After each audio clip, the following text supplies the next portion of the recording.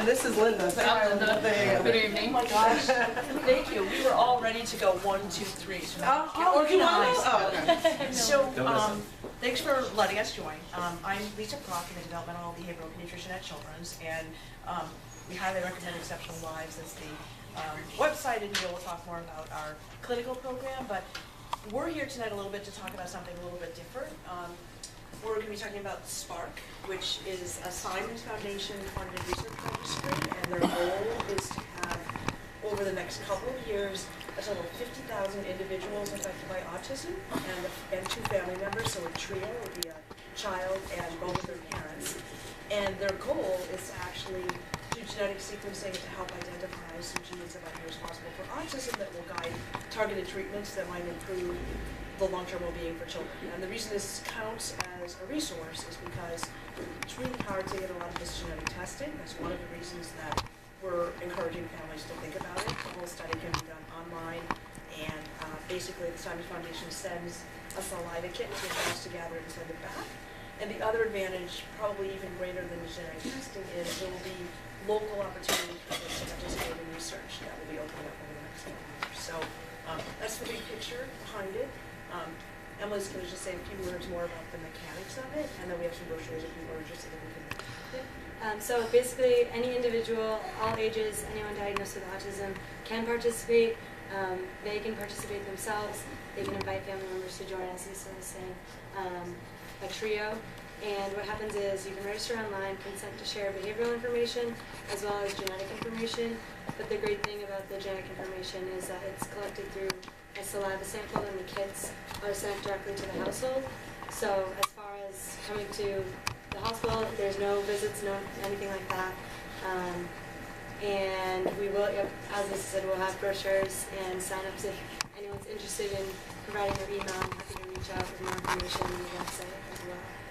But we also, while we're here, we also have the opportunity to sign up for our participant registry. So that would allow for families to be contacted about any research studies that are applicable to your family at the hospital. So SPARK, which I talked a little bit about when I started with, is really for individuals with autism and their family members. But we also have a registry for people interested in research at Children's that is for children who have no diagnosis, so we would say typical controls, kids who don't have any issues but might be interested in being involved in some studies. And this is not saying that you would be involved, it's just saying you might have an interest. If children have learning problems or attentional problems, we would gather information on the diagnosis that they have, and they might be eligible for some treatment or studies looking at that as well. Questions? Answers? All right, so we'll leave you some information and we'll be back. Thank you. Go. And we have Spanish translation available if anybody needs it. Does anyone need it? Does anyone need it? ¿Alguien necesita interpretación en español? Sí, que no son. Need Spanish translation? No. Okay. Thank you. Hi everybody, my name is Lisa Connor. I'm a parent of a child with autism and other comorbidities. I'm also the vice chair of Boston SpedPac, and I'm also the Autism Services Coordinator for TIL Inc. We are a human services agency. We have all kinds of supports and services, from vocational services, housing, adult services,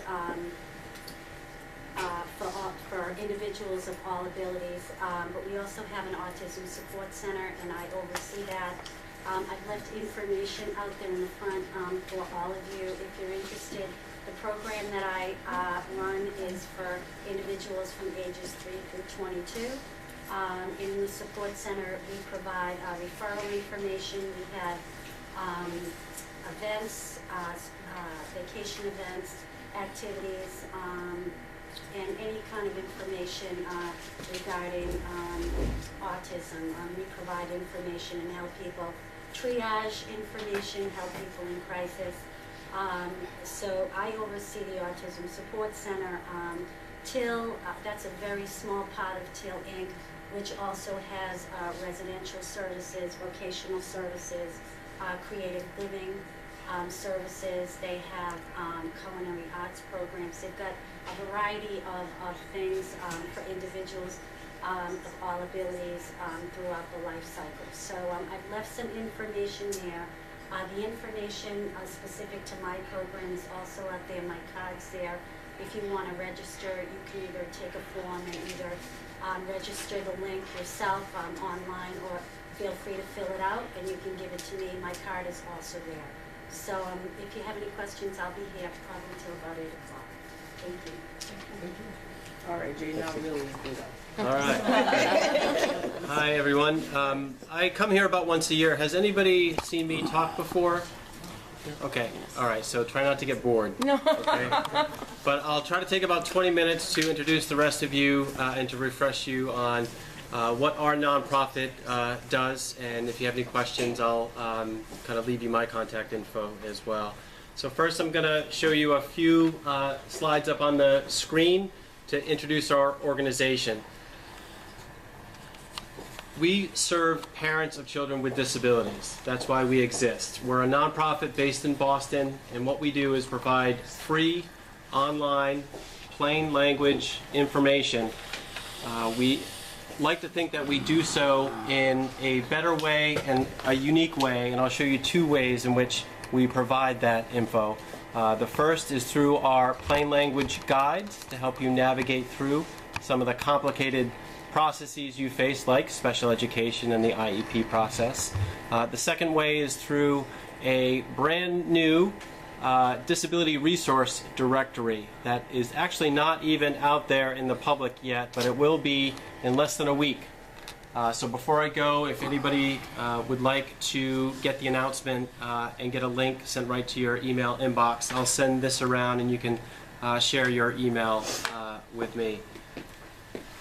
The problem we're trying to solve is, thank you LaToya, is an information overload problem. When parents go looking for information, whether online or offline, it can be overwhelming. We try to solve this through our guides, our resource directory, and I'll show you examples of both, but we also back it up if you want to talk to a human being and ask a direct question about your individual situation. You can do that as well. So I'll show you our toll-free number. So it's a mix of online information and human support over the phone or email if you'd like. Our how-to guides right now cover topics like, in addition to special education, we have one on health insurance and mass health, to make sure you're getting access to the mass health programs that you may be eligible for, and we help you understand if you qualify for them. Guardianship and alternatives to guardianship. Guardianship is an important thing to start learning about, especially as your child with disability gets older into his or her teenage years and as they approach 18. And then SSI and other government benefits. We have guides that kind of break it down into easy bite-sized chunks for you. And I'll give you the example of the IEP guide to just give you a taste of what that looks like. The resource directory, which I'll show you some example screens of, that will be available free to the public starting Tuesday, April 4th, is very simple to search.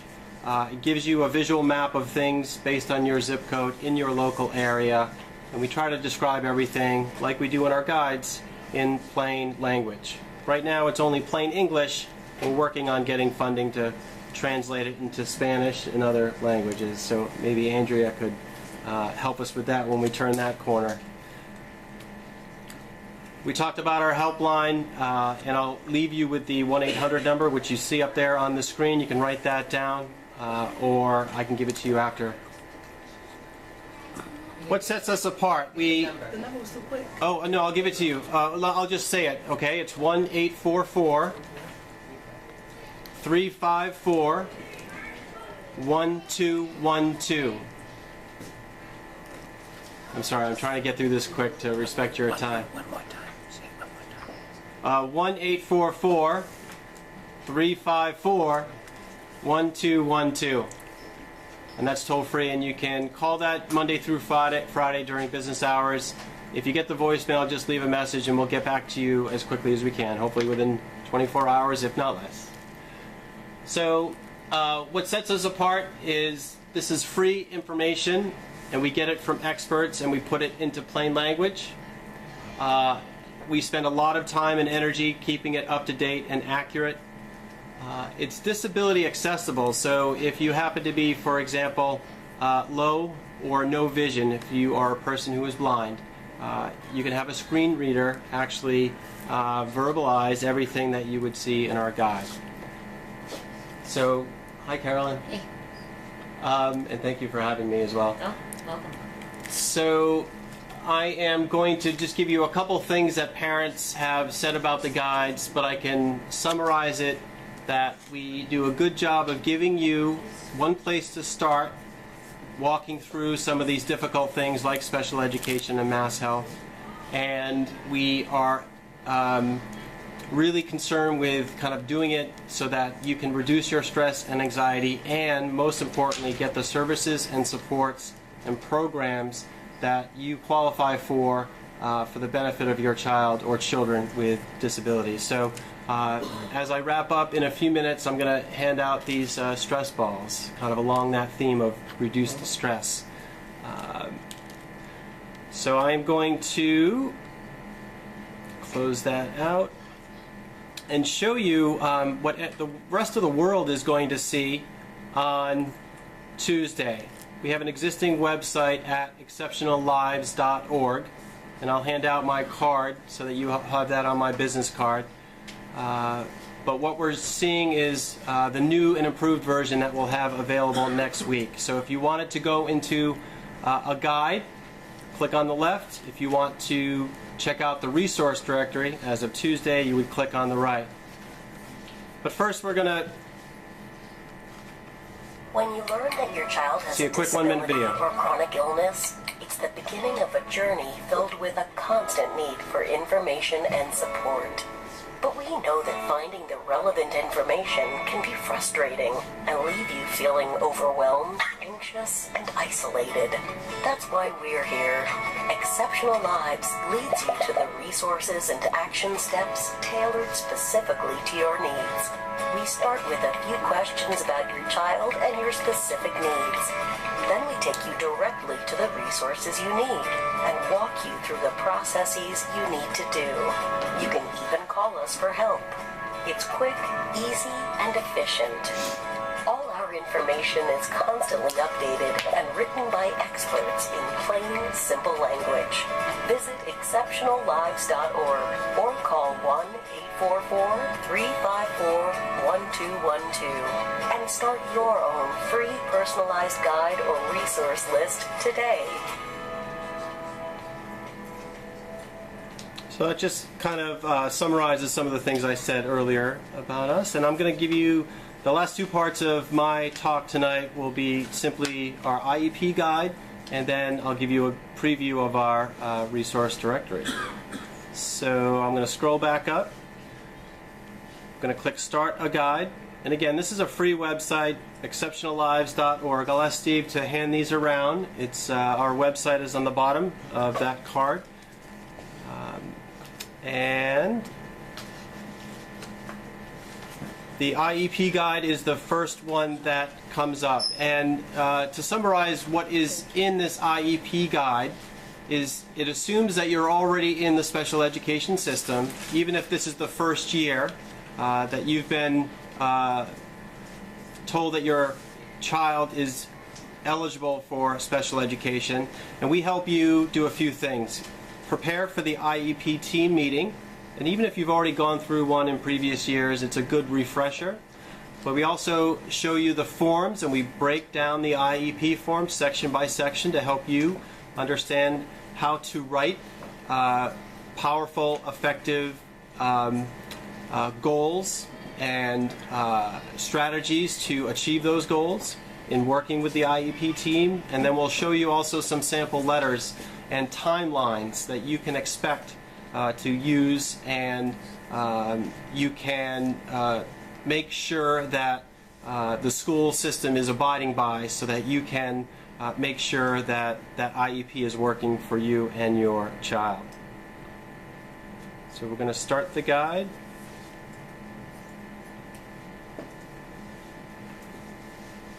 Start a new guide. And we're going to land on a welcome screen. I'll see if... Yeah. I know some of the words are smaller. This is not designed for you to read all of the words. I can kind of just give you highlights of what we're seeing. At the beginning of each guide, we have a welcome screen where we simply say, we're going to ask you some very specific questions. They're not very personal, but they're about your unique family situation and your child's situation. And simply, we're going to use your answers to give you information that matters to you. And based on your answers, we're going to filter out everything that's not relevant to you. And that's one way that we try to help you with this information overload. We kind of take away the stuff that doesn't matter to you, and we only focus on what does. So the first question is, are you or have you been told that you're eligible for special education? If you say no, we're going to show you another guide on how to get access to the special education services through the schools. But we're not talking about that here tonight. You guys can check that out after if you happen to be not yet involved in the special education system, but I think most parents here are probably already in the system. So we're going to say yes to this. And then we ask, have you had your meeting yet? Or have you had it scheduled yet?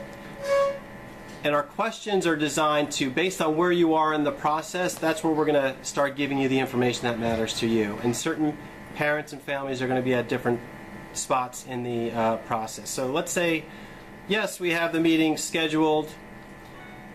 We ask this question, is your child going to be 14 or older? Does anybody have an idea why we ask that question, why that matters? Because transition services start at age 4. Because the 14-year-old should be there.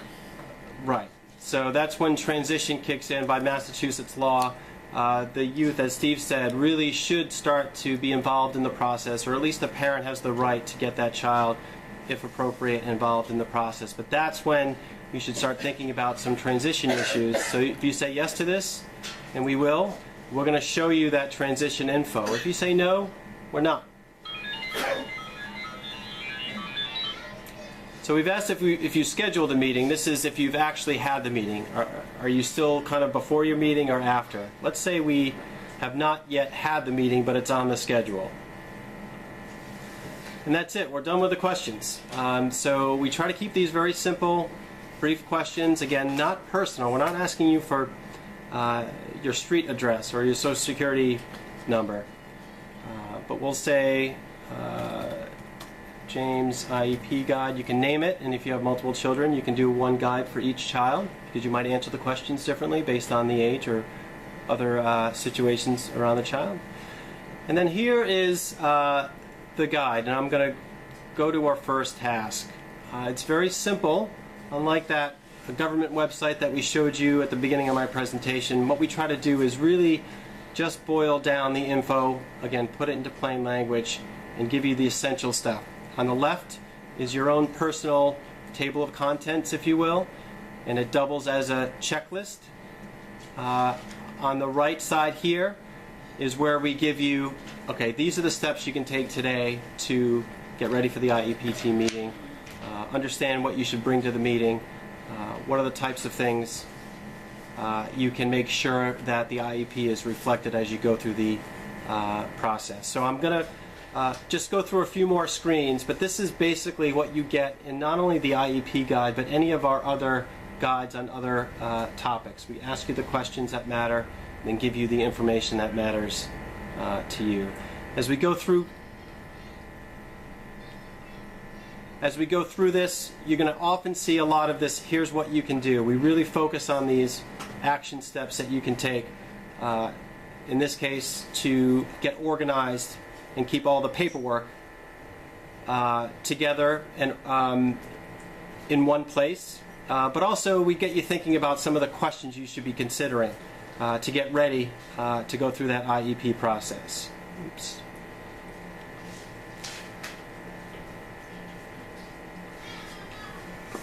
All right, and here's where we talk about IEP forms you should put into your file or binder. We give you an opportunity to see what a blank Iep form looks like. Now, not everybody cares to see that, and you can skip over it if you've already become familiar with an IEP form. And we give you some special needs or the Department of Education here in Massachusetts puts out. So it's not just our information, we're sourcing it from the best places out there in the nonprofit and government world. We talk about education advocates and who you can bring to your IEP meeting. Okay, and here's what you can expect at the IEP meeting itself. Now, here's where we remind you that you have the right to do things like stop the meeting and ask that a member of the IEP team explain a term or a phrase that is unfamiliar to you. And then down here is where we bit by bit break down this blank 8-page form. You can pop open the box. You can see us break it down into all the different parts, and we kind of coach you on what belongs in each part and what you as a parent, your child's best advocate, can add to the creation of a good IEP. So I am going to stop there on the free how-to step-by-step guide, and we're going to quickly go into the resource before I wrap. So I've already entered my zip code in. That's the first thing you would do. And here we go. So after you enter your zip code, which I've already done, we ask you some questions, just like we do in the guide. First is the age group of your child. 0 to 2, 3 to 5, 6 to 12, 13 to 17, young adult and adult. So let's say 6 to 12. We ask what your primary diagnosis is. So in this resource directory we have more than 1,000 resources, but we've done a lot of work over the past several months tagging these resources so that based on how you answer these questions you only see what's relevant to you. And I will give a shout out to Boston Children's Hospital and Neil in particular. This resource directory is based on a previous resource directory that Neil and other autism resource specialists in hospitals like Boston Children's, but also Mass General, Tufts, UMass Memorial, and Boston Medical Center have been using for almost 10 years to help parents connect with the resources they need. They handed it off to us. We were able to kind of update it and redesign it to make it even more user-friendly for parents. So this is not brand new. This is actually something that's been tried and true with the help of resource specialists like Neil in Boston, in Massachusetts. So let's say autism. We ask you about the physical disability as well. We ask you if you want only to see what's covered by Mass Health, so you can select that. And we can pick any from among 54 specific services. So it should be noted, our guides are really good for parents who don't yet quite know what they need. The resource directory is maybe a little bit better suited to parents who kind of know what they need and they want to find it in their local area within 5, 10, 20 miles. So let's say, oop, no, I don't want to open my contacts, sorry. Let's go back there. This is what I want to save and view my results. So you can see that I picked a broad circle, and we can zoom in. But these are speech therapists within, I think, 25 miles of a Boston zip code. And you can do multiple searches on the left. You can see your list of, in this case, speech therapists in this center pane right here, and you can scroll down and go one by one. If you want to click through to a specific one, you can do that and get their contact info, directions, phone number, website. And you can even move the map around depending on what you would like to view. So I think I'll stop there. I've more or less kept it 20 minutes, I think. So I know that was a lot. We now have even more to talk about with this resource directory. Thanks again to Neil and Boston Children's. But I'll stop there. Can I ask if there are any questions about what we provide, what we offer, how we might be able to help you? Great. In And as- looking at that map, if our kids go to Boston Public Schools, we would only look at the area of providers in Boston. Yeah. No, well, you- not necessarily, because what you want to do is you want to see whether you have private insurance or whether you have Mass Health, Oh, okay. which one of these providers takes either one of your I insurance, see. and then you get to pick from them. So I these see. are not school service providers, these are providers of additional services that you might want to access. Outside of school. Yes, Yeah. exactly. So with that, I'm Carolyn Kane, I'm the chair of Boston SpedPac. I'm the parent of a child in Boston Public Schools who has a disability. Boston SpedPac is a volunteer organization, so all of us who are on the SpedPac, raise your hand, everybody. We're volunteers who have kids in the system with special needs, and so what we try to do is provide parents with resources as part of our many goals, right, that are helpful to them. And quite frankly, from my perspective, is to try to diminish the amount of effort and time that it takes to find resources that I expended when my child was turning 3, who's now 17, so that people have to spend less time and effort trying to find appropriate resources for their children. Exceptional Lives, I would say to you, is an absolutely wonderful resource that you should use yourself, but also to tell other parents of children with special needs that it exists out there. When they were creating this website and this resource, they met with parents of children with special needs to say, what are the difficulties that you experience in trying to navigate the special education world and the disability world? So it's not just special education, it's also services that our child need and resources that need to exist in order for our children to sort of navigate their world's journey. So when you go into their website, they ask you a number of questions that then somewhat gives you an individualized plan on what it is that you need to do next. So for guardianship, they walk you through a number of questions, and they'll take you directly to the court forms for the probate court that without this guide would take you hours to find. So this is a shortcut website that provides parents with crucial information and helpful information. When my daughter was 3 and she was diagnosed with significant disabilities and she's, highly impacted, I get 365,000 hits on Google. That's really hard to navigate through, and hours later you feel like, I didn't really learn that much and I still don't know what it is that I'm supposed to do. And then even myself personally, I'm an attorney, I've been an attorney for over 20 years. I was an attorney before I had my daughter. That did not prepare me for special education. I read all the laws and I read all the regulations, and then when I went through the IEP process, one thing had nothing to do with the other. So what you want to know is, what is the information that I need to know to have the most effective process for my child and to be able to access the most helpful resources possible.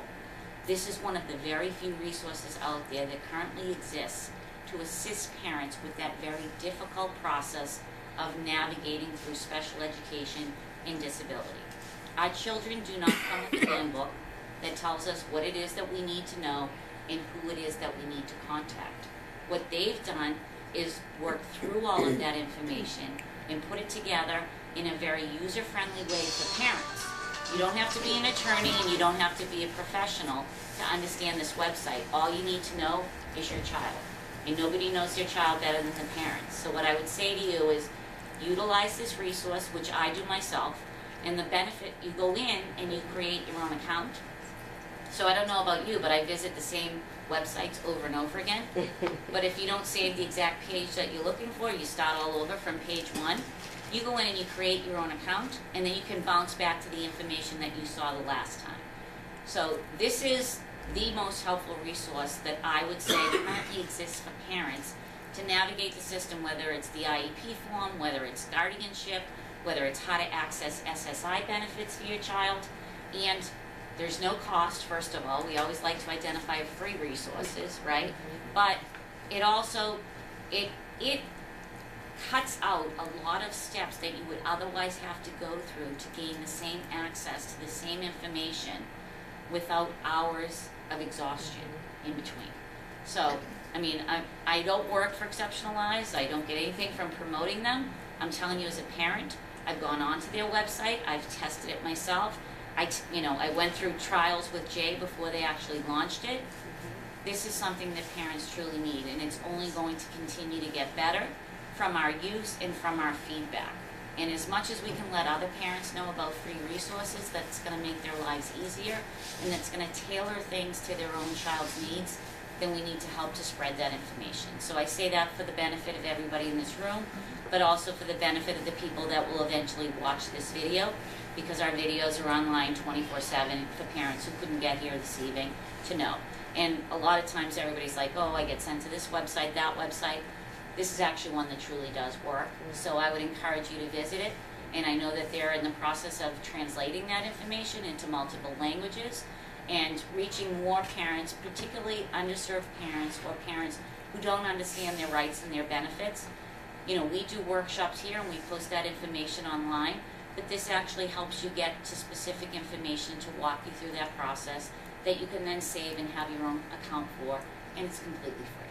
It doesn't get much better than that. Okay, All right. thank you. Thank you, Carolyn. As usual, she says it better than I could ever. And I pulled up Neil's presentation for Boston Children, so I'll hand it off to Neil now. Thanks, Jay. Thank you.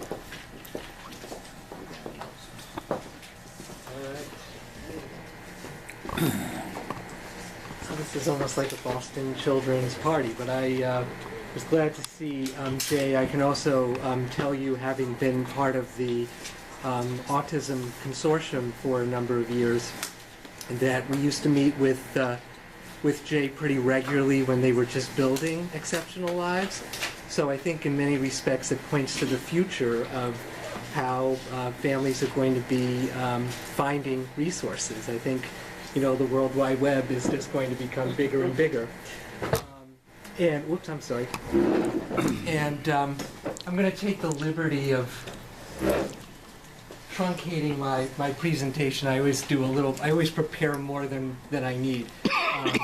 But first of all, what you should know is that I am a resource specialist at Boston Children's Hospital in the Developmental Medicine Center.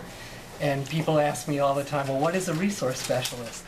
And basically, the way I would describe it is that when you follow up with your medical doctor, and we have a whole team of developmental, behavioral pediatricians and psychologists and so forth, very often they'll do testing, they'll give you a diagnosis, they'll give you recommendations, and once the families get the recommendations and the diagnosis, very often they ask, well, now what? You know, there's the question of how to implement the recommendations, where to find things, or, you know, how do you even get started?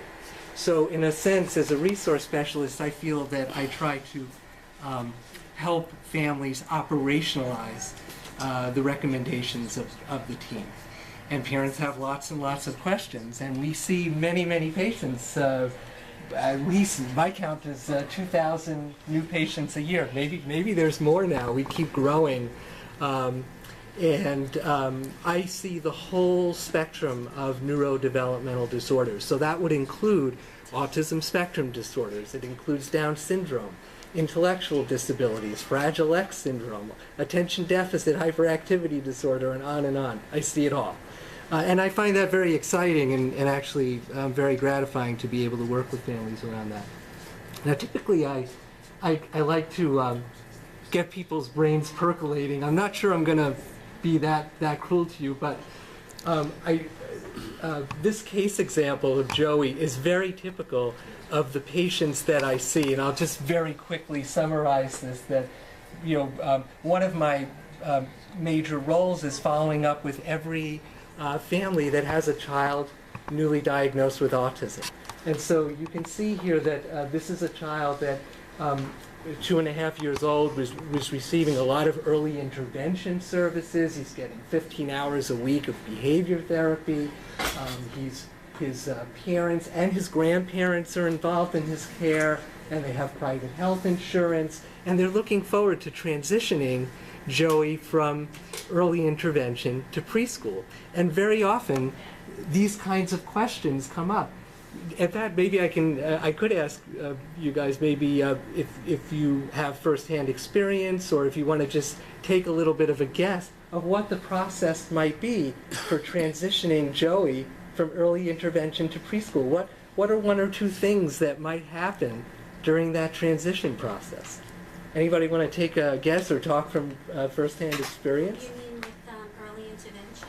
Like what Yeah, happens? once the child is about to turn 3, that means they're ready to graduate from early intervention and get ready for preschool. So what are one or two things that might happen during that time? Anybody want to take a guess? Testing. Testing, could you explain a little more? Behavioral, psychological. And who does the testing? Public schools, okay. And do you know what kind of document is supposed to come about as a result of the meeting? There's a specific The IEP. IEP. Okay, so you guys know what I'm driving at. So that's a very typical example of the kind of family that I might work with. So what I want to do for the next maybe, we have till 8:30, is that right? How are we doing for about 10? So we're pretty good. So for the next 20, 30 minutes or so, I want to tell you a little bit more about my role as a resource specialist. I also want to give you a kind of a conceptual overview of the resources that I help families try to find. If we have time, I'll also try to show you one online resource directory that you might find useful. Well, time will tell. But in terms of what I do more specifically as a resource specialist, I wear a number of hats, but one of the most important things I do is I handle all the resource referrals. That's when any of the doctors, Dr. Lisa Prock will contact me and say, I've got a family that's in need of cognitive behavioral therapy for their child, or maybe they're looking for home behavioral therapy. Those are some of the most typical recommendations that I might assist with. But they also might need a number of other resources. Maybe they need family support services. How many people, show of hands, know about the Department of Developmental Services? Anybody? Here's a couple of you. And that's a Massachusetts government program that supports children and adults with developmental disorders. So they may need any number of different supports. I also, as I mentioned before, I follow up with every family that has a child newly diagnosed with an autism spectrum disorder. And in many respects, I feel like that's an awesome responsibility, because I'm one of the first people beyond the doctors that talks to the family in some detail. And the families are all over the map in terms of how they might respond to the diagnosis. I think our hope is that it will give families a little more accurate understanding of their child's developmental needs. And also, when you have an evaluation, it's a great tool that families can use to get the resources they need. And so then I try to help orient them to what's out there. And also I work on a lot of special projects. For example, we have at Boston Children's, just within the last couple of years, we've launched an Autism Spectrum Center. And when I say that, many people think, oh, you have a center, like a specific place at the hospital. In fact, it doesn't quite work that way.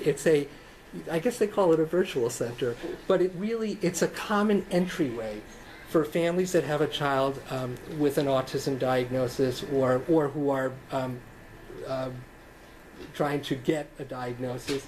It's a common portal and a way to make the whole entire hospital autism friendly. There's all these work groups and special projects and trainings going on across all the departments of the hospital to try to make each and every department as user-friendly as possible for that population. And I'm involved with several different projects. So that kind of gives you a taste of what I do as a resource specialist. And at the risk of sounding trite and obvious, here are my top 3 reasons why I just think resources are so important. I think, like I was saying before, it's so important in terms of how families implement clinical recommendations. It's one thing to get a diagnosis and to get recommendations, but how do you follow through on it? Where do you find these things? What does it all mean? And I follow up with a family. I would say they're very anxious to learn about resources. I think the Children's Hospital team does a fantastic job explaining very clearly the diagnosis and really in going over their questions in detail. But the questions they have for me are almost always, well, where do we find behavior therapy? What is DDS? People keep telling me about that. What is that? And then the other third reason why I think resources are so important is it's actually a very timely issue. Maybe now more than ever, I think that there is not only a lack of understanding and awareness of resources, a lot of times there doesn't seem to be quite enough, and it's very confusing to find resources.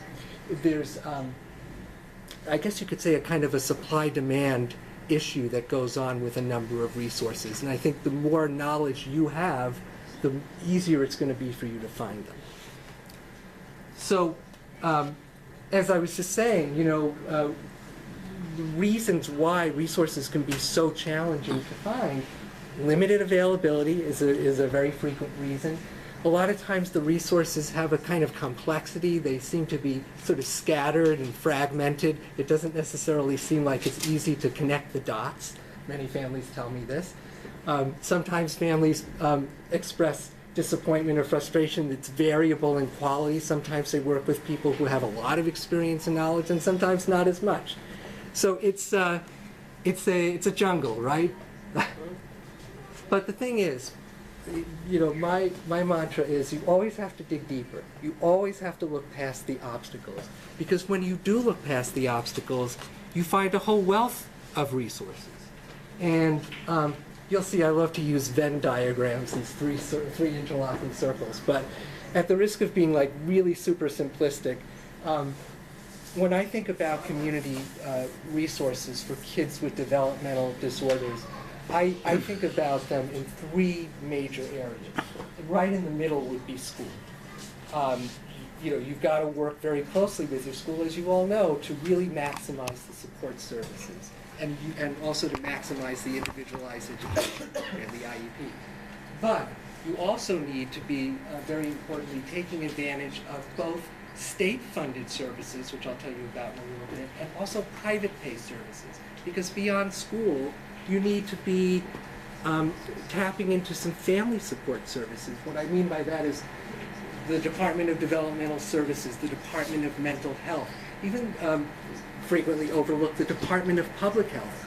All these Massachusetts government programs and nonprofit organizations are there to serve you. And they have all kinds of really nice programs. It's just a lot of people don't quite know where to find them. And then, of course, there's the private paid services. Those are like the after-school programs, maybe the therapies that you might get covered through your insurance, but also you might have to pay privately or out of pocket. So that's sort of the ecosystem that I like to describe.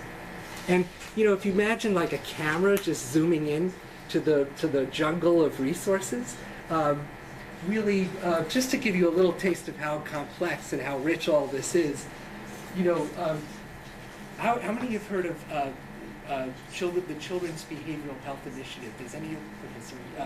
So for those of you who don't know very quickly, it's if your child does not have an autism diagnosis, it's actually one of the few ways, and one of the best ways, you can get home behavioral therapy services for your child.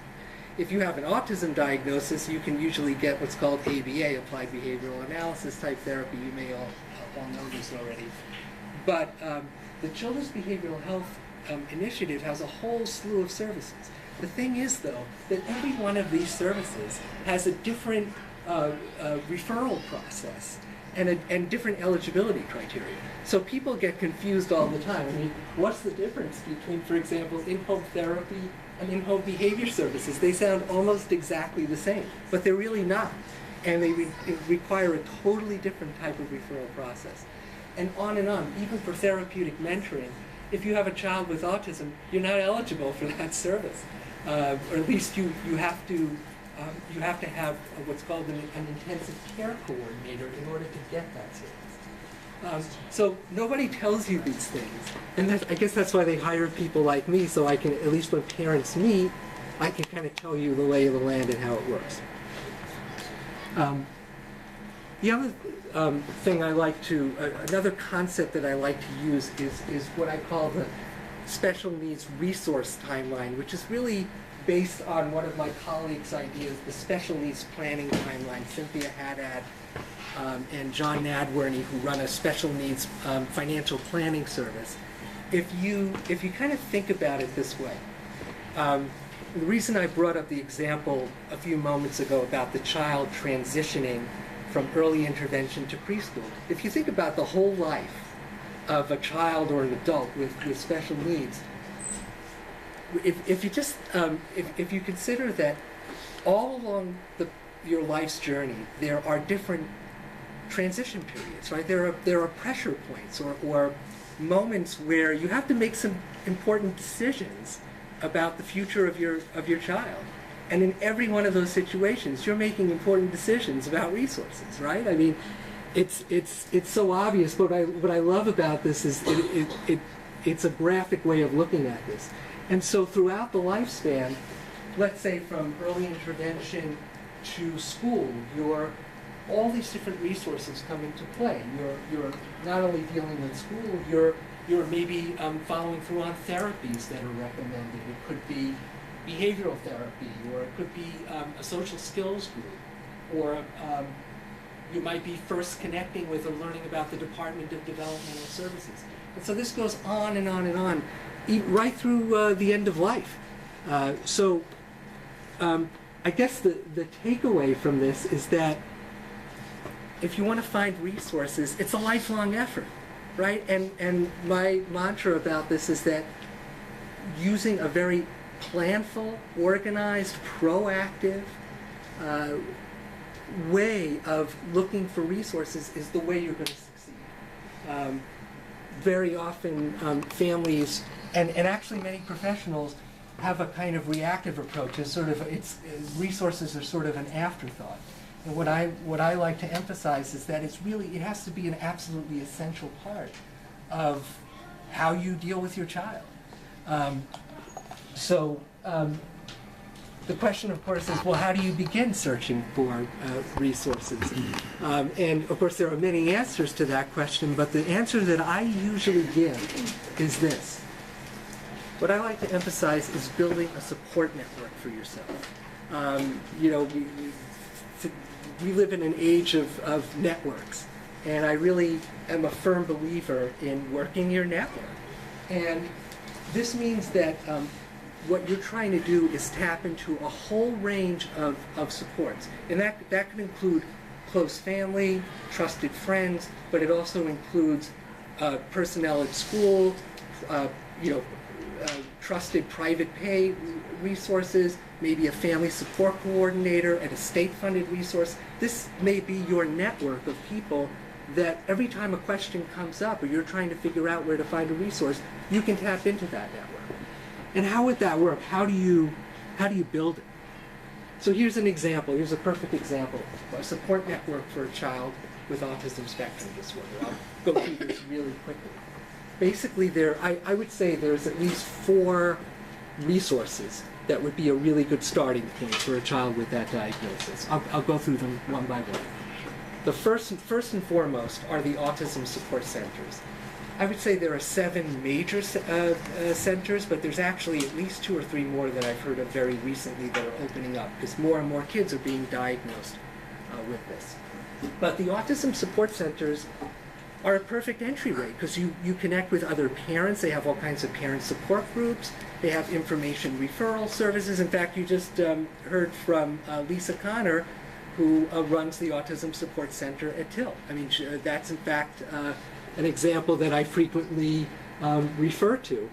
And so if you have a child newly diagnosed and you want to connect with other parents, there's no better resource than the Autism Support Center, or just to educate yourself on what's out there in your community. So the Autism Support Center is maybe the first resource I would recommend. But beyond that, the autism support centers, most of them anyway, are funded by the Department of Developmental Services. And like I was mentioning earlier, that's the Massachusetts government program that provides family support services and information referral services, and actually a variety of supports to kids and adults with a wide range of developmental disorders. And the reason that there's this DDS connection is because there's actually a subdivision of autism services through the department. So the department serves a very wide range of kids with Down syndrome and intellectual disabilities, but they also have their own subdivision of autism services. So they fund most of the autism support centers. But you as a family can also talk with them directly. They have some very, very knowledgeable children's coordinators that are a wealth of information. So I actually encourage parents to do that. And this, by the way, the DDS area office locator, it's in one of the handouts outside. Please help yourself to all the handouts. Most of this information is in the handouts. But if you want to find your area office, you can just go to this site. And you can Google it. It's very easy to find. The other resource that I think you probably know about, or how many have heard of the Federation for Children with Special Needs? A few of you. So the Federation for Children is a parent information center in Massachusetts. It's actually a federally funded program. Every state in the country has a parent information center, and they do many, many different things. I would say the Federation for Children in Massachusetts is probably one of the best funded and largest organizations of its kind. But let's say you need help finding an advocate, an education advocate, because you don't feel you're getting enough services at school. Federation for Children is your friend. They're a great resource. They train parents on how to be advocates, and they can refer you to local advocates, including pro bono advocates at no cost. So they're an important resource for that. They also help many families who have questions about medical benefits. They have a health information center. And of course, the Federation, actually, whether you realize it or not, they oversee all the parent advisory councils, all the SpedPacs. So really, I would say the Federation is the driving force behind this group and many groups around the state. Family Ties is another great program of the Federation. They're a resource information referral program run by parents for parents. So usually the first program that I recommend for the Federation, if you want to find out about it, is contacting Family Ties. And they have a great resource directory as well. And the SpedPacs, just like I was mentioning. And then finally, last but not least, if you have a child with autism and you want to figure out how to fund any kind of therapy services, and you're trying to figure out your insurance, only in Massachusetts. Massachusetts is total state of the art. I mean, no other state in the country has this. An autism insurance resource center. Go figure. This is like the most amazing resource, especially for resource specialists like me, because questions come up all the time about, insurance saying, oh, we're not going to cover this, or, oh, this doesn't meet medical necessity guidelines, and things like that. It's so confusing trying to figure out insurance sometimes, even for us professionals, and I can only imagine for so many parents. But look no further. If any question at all that you have about insurance, go here. In fact, the person who runs the Autism Insurance Resource Center, Amy Weinstock, is one of my heroes. She's the person who helped to spearhead the autism insurance law, the ERICA law, the Act Relative to Insurance Coverage for Autism. This is a law that actually requires private insurance companies in Massachusetts to fund, to cover behavioral therapy and any other clinically recommended services for kids. And Amy Weinstock, who's the director, was such a pivotal part of making that happen. So if anybody knows about insurance and the laws, it would be that. And they also, by the way, have an excellent ABA directory. So anyone looking, for ABA behavior therapy, this is probably, at least right now, by my reckoning, the biggest and best ABA directory on the web, at least for Massachusetts. And I have to give a shameless plug to the Autism Spectrum Center, which I mentioned a short while ago. So this is the Autism Spectrum Center at Boston Children's Hospital's website, which I guess we've had up now for at least a year, I want to say. It's been a little while, and we have a lot of great resources on there. And one thing I want to bring to your attention, we have a whole video archive of parent forums. I don't know if any of you have heard about or attended any of our parent forums. We have them like every 3 or 4 months. But they're all videotaped and they're all streamed on video, and you can also watch them later whenever you like. And I definitely recommend, there's one actually that gives an overview of resources for kids with autism that I would highly recommend watching. And also Down Syndrome program has their own video archive online of some really excellent forums as well. So I don't want to drain too much time, but I just want to make sure that maybe we'll do one example. So put your thinking cap on. If you want to build a support network, I told you now about a child with an autism spectrum diagnosis, but let's say here's a kid I might typically work with, a child, 10-year-old, who's got intellectual disabilities and a communication disorder.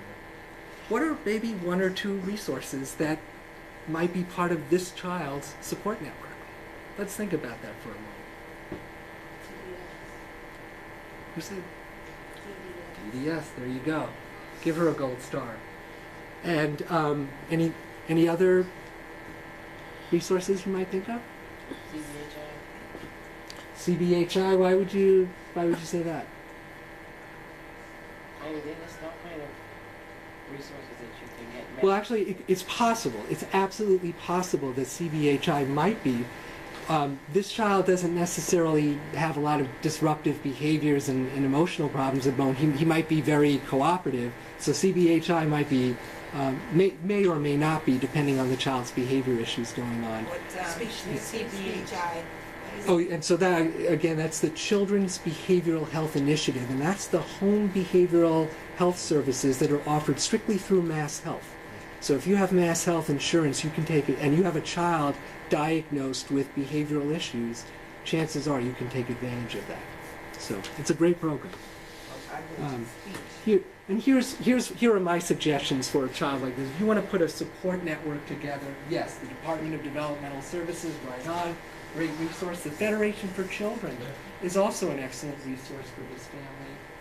I would also say a local family support center. I don't know if anybody's heard of the ARCs. They used to be called the Association for Retarded Citizens. That name has now changed.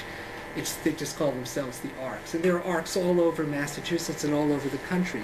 But chances are that's going to be a perfect resource for a family like this. And of course, they need a speech therapy program. And there are a number of those. Are there other family support centers besides ARC? Oh yeah, absolutely. What are they? Till. Yeah, Till is a perfect example. 7 Hills in Central Mass, Riverside Community Cares, they do family support, number of places. Advocates is another agency, a whole number of agencies, yeah.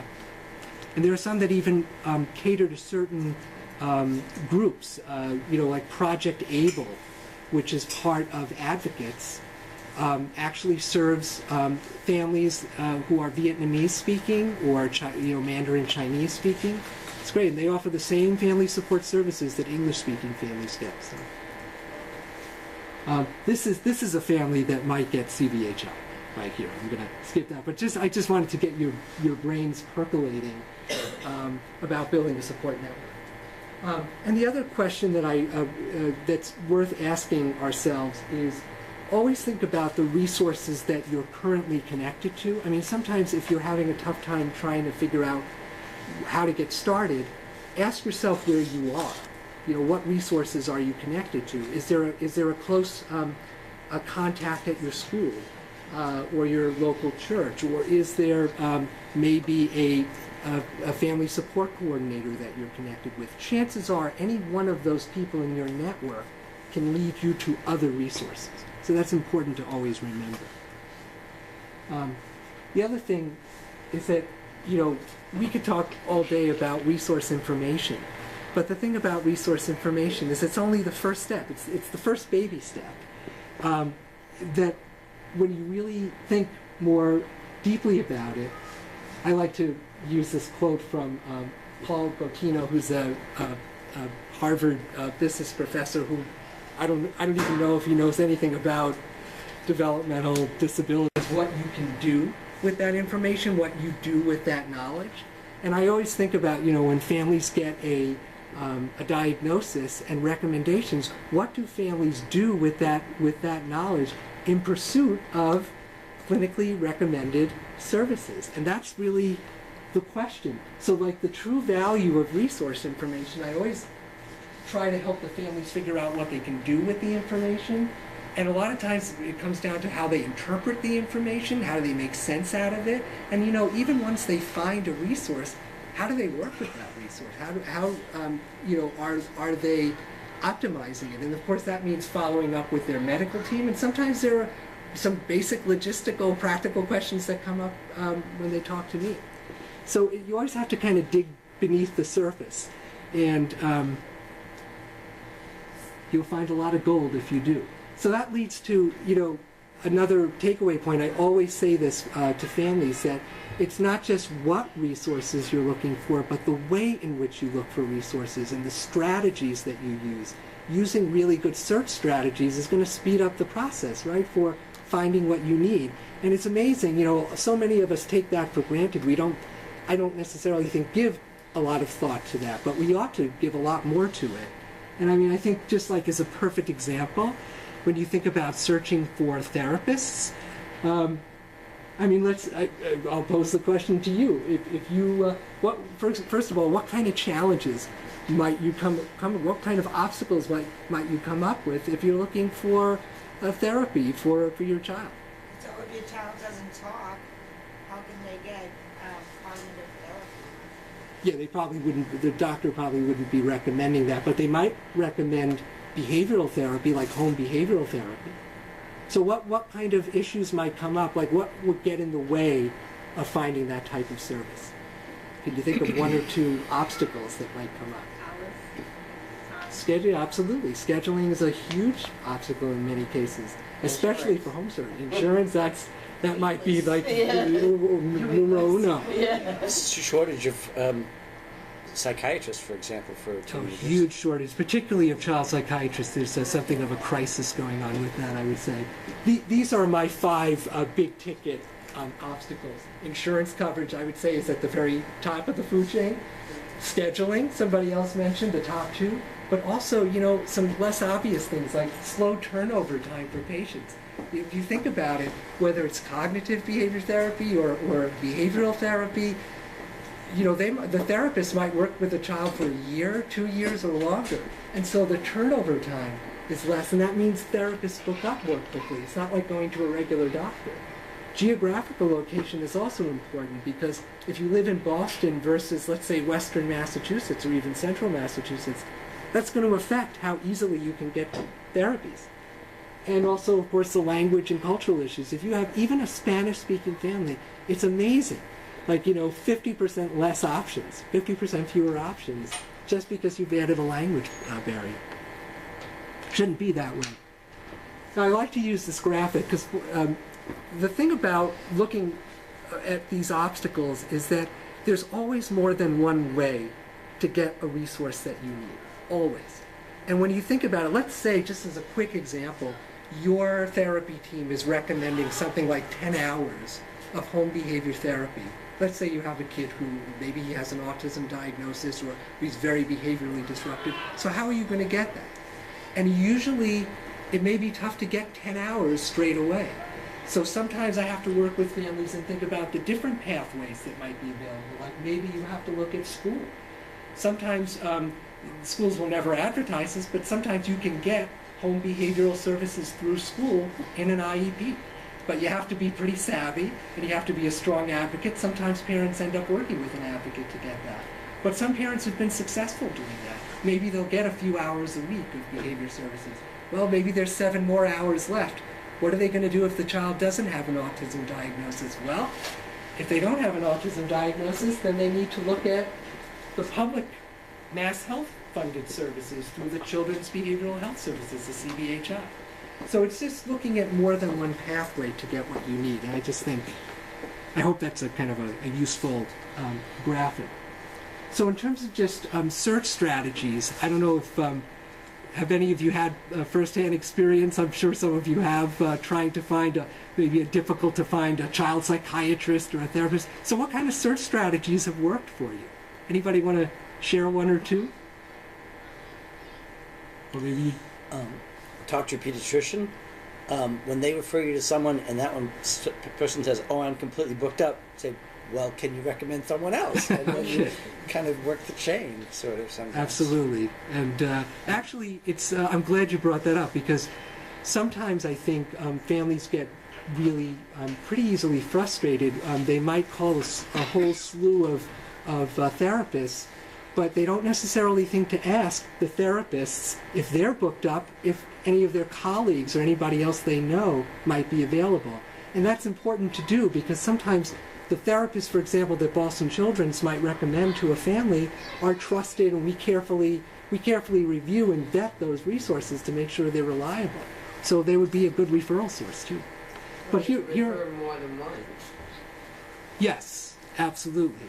And we do that when we work with families.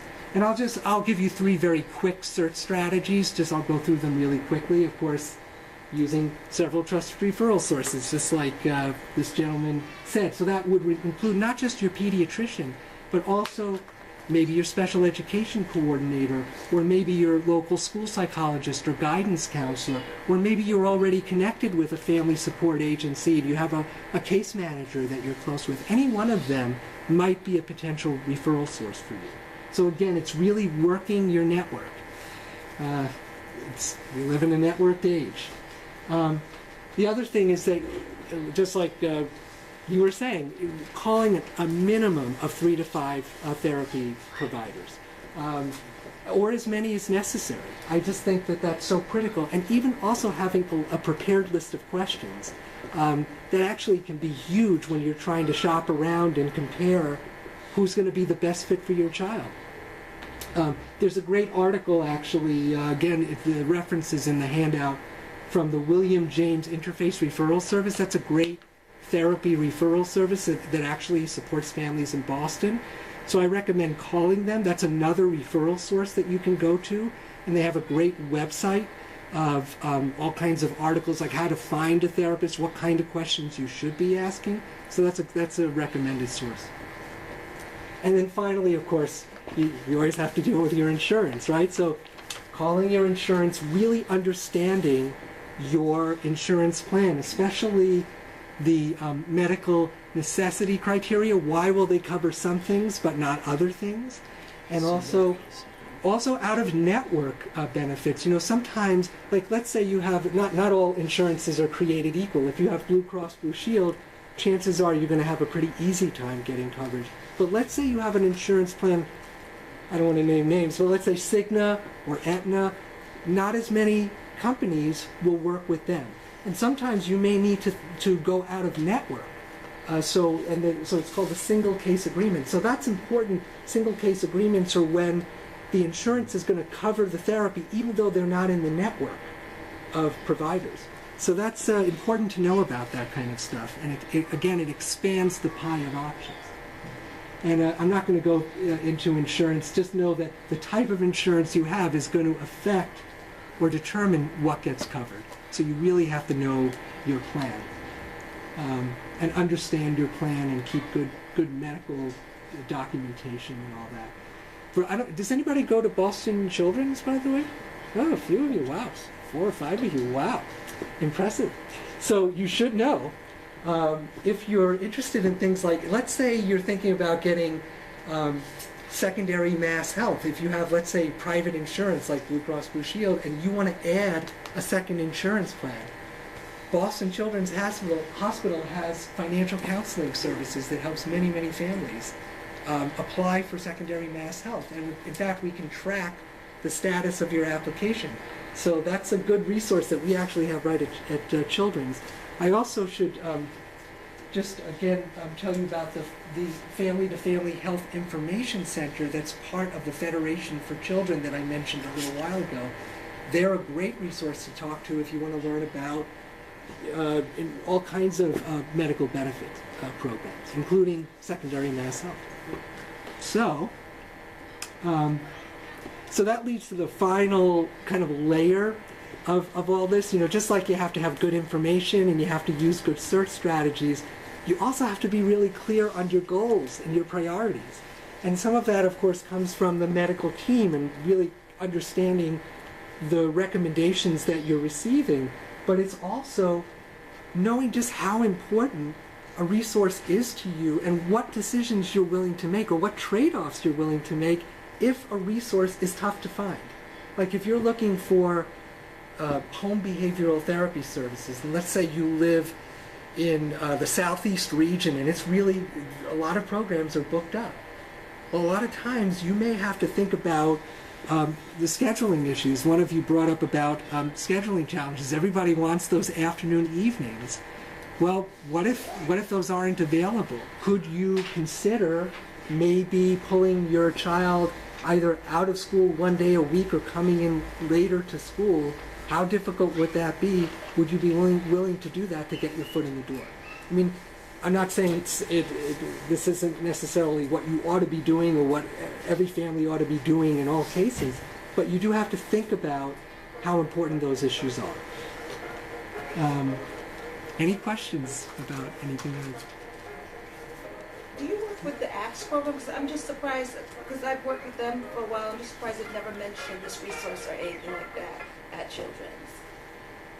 And who do you receive services from? The YES program, I think, has a number of people, like social work, who support in a similar way, and I think the resource specialist referrals generally don't come through the program, the primary care center in ASK, unless there's a child with diagnosis of autism. But And in all the developmental. social workers and the faculty in that program are pretty aware of a lot of these different resources. Well, I'm not, and I see them. I'm not either. No, I think we should bring this back. Yeah. But I think the way that. And they know my second child was diagnosed with autism, so, and I've never heard of this program that's at Children's also. So the ASK program is only for 3 community centers. There are ASK programs in the community health centers, but also at the primary care center. It's called Advocating Success for Kids, so it's at the primary care center, at Children's, as well as several other community health centers. So if you're a patient at Children's, you can get ASK services. If you're a primary care patient in the Primary care. Yeah, primary care patient in the Children's Hospital Primary Care Center, or at some of the other community health centers, but you should explain to Allison that they need to. But to access him, you have to be part of the developmental plan. Yeah, if you want to specifically work with me, you have to go through your medical provider in the Developmental Medicine Center. But the Autism Spectrum Center has a resource specialist, Catherine Blakesley, who works with all the departments of the hospital. So technically, it's possible that she could be brought into any number of programs. And then neurology has a couple of resource specialists as well, and they even have a resource specialist that works specifically with kids with autism spectrum disorders. Then you have to go through neurology. Yes, for that. Yeah, and not every department has resource specialists, but some that would even be surprising. Like there's the OWL program, which it's the Optimal Weight Loss. Optimal Weight for Life, thank you very much, program, and they have a resource specialist. And he even joins our monthly resource specialist meetings through the Autism Spectrum Center because he has a real interest in that. So can I ask another question? So if my child was overweight, they went through the OWL program. They weren't a typical child, they were a special needs child, because the OWL program is mostly for typical children? Yes, for everybody. Anybody who has a weight issue. But would they be able to, where it's more of a typical child program, are they, able to Connect with a resource specialist? Yeah, connect. Absolutely, yeah. You know. Oh, yeah. Yeah, Steve Coletti is there. He's a good guy. Yeah. Oh, yeah. So, any other questions? Or? What is the ask? So it's advocating success for kids. Do I have that right? Advocating success for kids. Yeah. And it's part. I guess technically it's part of primary care. Our primary care is more community-based, and it's really about connecting children with school-based services, especially. It's partnering in that way, but there are also other social workers in the program who should be very fast with resources like Yes, and they are. Yeah, there's a great team of social workers, and I think there's a child life specialist maybe connected with them, or no? But definitely a couple of social workers, and they do a lot of very intensive work and a lot of resource-related work. So there's some overlap. I mean, the danger in my role is people sometimes think that I'm a social worker, and I'm not. I like to describe myself as like a family support professional on steroids. Like I'm basically, I see everybody. I deal with everything, and usually I meet with families on a one-time or two-time basis, and I try to name the problem really quickly and help the family get oriented really quickly to what they need. Very intensive. So a child life specialist is something different. Yeah, I mean, I think of the child life specialist, and you can feel free to join in here, Lisa, but the child life specialist really helps kids and families adjust to the medical procedures internally in the hospital. Much of the work that I do is helping families connect with resources outside, beyond Children's Hospital. It's kind of ironic. I rarely help families connect internally with resources at the hospital. It's almost always, therapists outside. Yeah. So So you mentioned that there are other healthcare centers that you work at. What other health centers? It asks. well, I maybe if I'm understanding your question correctly, I mean Boston Children's has multiple programs and several different satellites. We have a program in Weymouth and Waltham and Peabody, I think in Lexington, and we have multiple sites even like within Boston, the Boston campus itself. Yeah, there are multiple sites and multiple buildings where patients may go. Yes. Oh yeah. It's like an airport. Worked on it. Okay, everybody. It's 8:30 now. It's a little past 8:30. So. Oh wow. Yeah. Thank you. So we want to thank Neil for coming, and we want to thank all you guys for coming. The next SpedPac meeting is Thank you, April Neil. 27th, and the topic is inclusion. So Did you have one not too long ago, one of these meetings here? yeah, they're the Every month? the last Thursday of every month. Oh, it's the last Thursday. Yeah. Yeah. And What was that one about? Last month was that learning disabilities? Yes. It was learning disabilities. Okay. Yeah. Executive function, yeah. Yeah. Executive function was the focus. Oh, okay. of learning disabilities. So in addition to our SpedPac emails that you should be getting the email blast advertising each meeting, you can always find out some more information at SpedPac's website, which is bostonspedpac.org. Yeah. Before you leave, are there any parents here or guardians that have someone who's like 14 to 22? Or actually before 18? If this is in regards to guardianship, it's if you've never been in a courthouse, never had to walk into that type of setting, the Volunteer Lawyers Project does guardianship clinic on Tuesdays, and that's at the Edward Brook Courthouse. If you've never been in a courthouse, you will be going through the security check. And the Volunteer Lawyers Project is inside the Family Law Center on the second floor. It's Tuesdays from 9 to 12 noon. There's a flyer out There here is a about flyer that, too. outside. Okay. Thanks, Good night, everyone. Thank you.